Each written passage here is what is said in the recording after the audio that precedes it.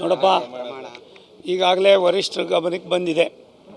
ನಮ್ಮ ರಾಷ್ಟ್ರೀಯ ಅಧ್ಯಕ್ಷರು ಮತ್ತು ರಾಷ್ಟ್ರದ ನಮ್ಮ ನಾಯಕರು ಇದನ್ನು ಸೀರಿಯಸ್ಸಾಗಿ ಗಮನಿಸಿದ್ದಾರೆ. ಸಾಧಕ ಬಾಧಕಗಳನ್ನು ಎಲ್ಲವನ್ನು ಕೂಡ ಇದು ಮಾಡಿದ್ದಾರೆ.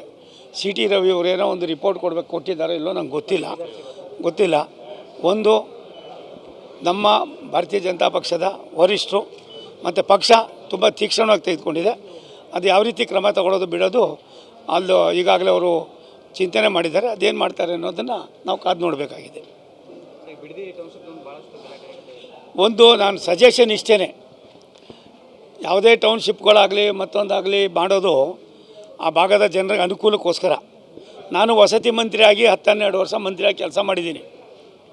ನಾನು ಶಿವಕುಮಾರ್ ಅವರಿಗೆ, ರಾಜ್ಯದ ಮುಖ್ಯಮಂತ್ರಿಗಳಿಗೆ ವಿನಂತಿ ಮಾಡ್ತೀನಿ, ವಸತಿಯನ್ನು ಕೂಡ ನಿಮ್ಮ ಕೈಲೇ ಇದೆ. ಒಂದು ಸಾರಿ ನೀವು ಸೂರ್ಯನಗರ 1, 2, 3, 4 ಫೇಸ್ಗಳನ್ನು ಮಾಡಿದ್ದೀವಿ. ಸುಮಾರು 4ನೇ ಫೇಸು 2,000 ಎಕರೆಯನ್ನು ಒಬ್ಬ ರೈತ ಒಂದಿನ ಕೂಡ ರೋಡಿಗೆ ಬರ್ದಾಗೆ ಮಾಡಿ ಅದು ಎಲ್ಲವನ್ನೂ ಕೂಡ ನಾವು ಮಾಡಿದ್ವಿ. ಅದರ ಫಲಾನುಭವಿಗಳು ನೀವೇ ಹಾಕಿದ್ದೀರಿ. ಇವಾಗ ಏನು ಸ್ಟೇಡಿಯಂ ಮಾಡಬೇಕು ಅಂತ ನೀವು ಒಟ್ಟು ಮಾಡಿದ್ರಿ ಮೊನ್ನೆ ಪೂಜೆ, ಅದು ಕೂಡ ನಮ್ಮ ಕಾಲದಲ್ಲೇ ನಾನೇ ಸ್ವತಃ ಮಾಡಿದ್ದಂಥ ಒಂದು ದೊಡ್ಡ ಪ್ರಾಜೆಕ್ಟ್ ಅದು. ಅಂತ ಮಾಡುವಾಗ ಯಾವುದೇ ರೈತರಿಗಾಗಲಿ ಈ ಪರಿಸ್ಥಿತಿಯನ್ನು ಅರ್ಥ ಮಾಡಿಕೊಂಡು ಏನು ಜನ ಬೇಡ ಅಂದಾಗ ನಾವು ಇನ್ನೊಂದು 10 ಕಿಲೋಮೀಟ್ರ್ ಮುಂದಕ್ಕೆ ಹೋದ ತೊಡೆದೇನಲ್ಲ. ಮತ್ತು ಈಗಾಗಲೇ ಸಾಕಷ್ಟು ಕಾರ್ಖಾನೆಗಳು ಬಂದಿದೆ, ಟೌನ್ಶಿಪ್ಪು ಕೂಡ ಆಗಿದೆ. ಆ ಟೌನ್ಶಿಪ್ಪನ್ನು ಬೈರಮಂಗಲ ಕೆರೆ ದೇಶಿಗೆ ಗೊತ್ತಿದೆ, ಬೆಂಗಳೂರಿನ ಎಲ್ಲ ಗಲೀಜು ಕೂಡ ಅಲ್ಲೇ ಹೋಗೋದು. ಅದಾದಮೇಲೆ ಕನಕಪುರ, ನಾನು ಕೂಡ ಕನಕಪುರದವರೇ. ನಾನು ಶಿವಕುಮಾರ್ ಅವರಿಗೆ, ರಾಜ್ಯದ ಮುಖ್ಯಮಂತ್ರಿಗಳಿಗೆ ವಿನಂತಿ ಮಾಡ್ತೀನಿ, ಯಾವುದೋ ಕಾಲದಲ್ಲಿ ನೀವೇನು ಬೇಕಾದ್ರೂ ಹಠ ಮಾಡ್ಬೋದಾಗಿತ್ತು, ಇನ್ನೊಂದು ಆಡ್ಬೋದು. ನೀವು ರಾಜ್ಯದ 7.5 ಕೋಟಿ ಕನ್ನಡಿಗರ ಮುಖ್ಯಸ್ಥರಿದ್ದೀರಿ. ಅದನ್ನು ಬಿಟ್ಟು ಅಲ್ಲಿಯೇ ವಾಸ್ತವಾಂಶವನ್ನು ಮಾಹಿತಿಯನ್ನು ತರಿಸ್ಕೊಂಡು ನೀವು ಯಾವುದೋ ಒಂದಕ್ಕೆ ಜೋತು ಬಿದ್ದು ನೀವು ಮಾಡಬೇಕಾದ ಅನೇಕ ಯೋಜನೆಗಳನ್ನು ಪೇಪರ್ನಲ್ಲಿ ಹೇಳ್ತಾ ಇರ್ತೀರಿ, ನಾನು ಅದು ಮಾಡ್ತೀನಿ ಇದು ಮಾಡ್ತೀನಿ ಅಂತ. ಅದು ಯಾವ್ದು ಮಾಡ್ತಿರೋ ಏನು ಬಿಡ್ತಿರೋ ಅದು ನಿಮ್ಮ ವಿವೇಚನೆಗೆ, ನಿಮ್ಮ ಅನುಭವಕ್ಕೆ ಬಿಟ್ಟಿದ್ದು. ಇದರಲ್ಲಿ ನೀವು ಹಠ ಮಾಡಬೇಡಿ. ಒಂದು ಸಾರಿ ನೀವು ಆನೇಕಲ್ ತಾಲೂಕಿನ ಜಿಗಣಿ, ಸರ್ಜಾಪುರ ಆ ಭಾಗದಲ್ಲಿ ನಾವು ಏನು ಈಗಾಗಲೇ ಸೂರ್ಯನಗರ 4ನೇ ಅಂತ ಒಂದು ಮಾಡಿ ರಾಷ್ಟ್ರದ ಪ್ರಧಾನಮಂತ್ರಿಗಳ ಟೌನ್ಶಿಪ್ ಅಂತ ಏನು ಇಟ್ಟಿದ್ದೀವಿ, ಅದು ಒಂದು ಸಾರಿ ನೋಡ್ಕೊಬಂದು ಅಲ್ಲಿ ಜನರ ಭಾವನೆಗಳನ್ನು ಯಾವ ರೀತಿ ನಾವು ಸ್ಪಂದಿಸ್ತೀವೋ ಆ ರೀತಿ ಸ್ಪಂದಿಸಿ ಈ ಟೌನ್ಶಿಪ್ಪನ್ನು ಮಾಡಿದ್ರೆ ಒಳ್ಳೆಯದು. ಅದಿಲ್ಲ ಅಂದರೆ ಅದನ್ನು ಕೈ ಬಿಟ್ಟು ಇನ್ನೊಂದು ಕಡೆ ಟೌನ್ಶಿಪ್ ಮಾಡೋದು ನಿಮ್ಗೆ ಒಳ್ಳೆಯದು.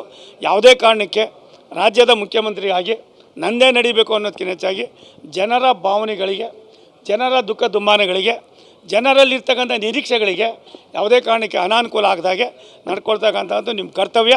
ದಯವಿಟ್ಟು ನೀವು ಅದನ್ನು ಮಾಡ್ತೀರಾ ಅಂತ ನಾನು ನಿರೀಕ್ಷೆ ಮಾಡ್ತೀನಿ.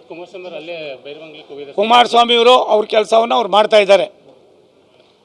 ಅವರು ನಾನು ಮಾಡಿದ್ದು ನಿಜ, ಅದಾದಮೇಲೆ ಬೇಡ ಅಂತ ಅಂದ್ಬಿಟ್ಟು ಅದನ್ನು ಬೇಡ ಅಂತ ಅಂದ್ಬಿಟ್ಟು ತೀರ್ಮಾನ ಮಾಡಿದ್ದು ನಿಜ, ಎಲ್ಲವನ್ನೂ ಹೇಳಿದ್ದಾರೆ. ಹಾಗಂದ್ಬಿಟ್ಟು ಕುಮಾರಸ್ವಾಮಿ ಮಾಡಿದ್ದು ನಾವು ಅದನ್ನೇ ಮಾಡಿ, ಇದು ಯಾವ್ದು ನಮ್ದು ಯಾವುದು ಅಲ್ರಿ.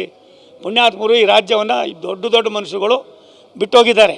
ಆದರೂ ನಾವ್ಯಾರು, ನೀವ್ಯಾರು, ನಾವು ಯಾರೂ ಅಲ್ಲ.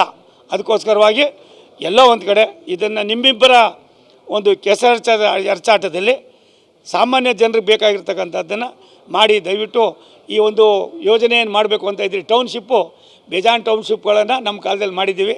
ಅದಕ್ಕೆ ಏನೇನು ಬೇಕೋ ಬೇಸಿಕ್ ಕಮ್ಯುನಿಟೀಸ್ ಕೊಟ್ಟು ಇನ್ನೂ ಎಲ್ಲಾದರೂ ಒಂದು ಕಡೆ ಎಲ್ಲಿಗೆ ಟೌನ್ಶಿಪ್ ಮಾಡ್ಬೋದು ಅಲ್ಲಿ ಮಾಡಿದ್ರೆ ಜನನೂ ನೆಮ್ಮದಿಯಾಗಿರ್ತಾರೆ, ನಿಮ್ಗೆ ಗದ್ದಲಾನುಸಾರ ಕಡಿಮೆ ಆಯ್ತದೆ. ಬೇರೆ ಬೇರೆ ಕೆಲಸಗಳು ಮಾಡೋದಕ್ಕೆ ನಿಮಗೂ ಕೂಡ ಎಲ್ಲ ಒಂದು ಕಡೆ ಟೈಮ್ ಸಿಗ್ತದೆ. ಕುಮಾರಸ್ವಾಮಿ ಅವರೇನೋ ಮಾಡಿದ್ರು ಅಂತ ಅಂದ್ಬಿಟ್ಟು ನಾವೇನೋ ಮಾಡೋದಲ್ಲ.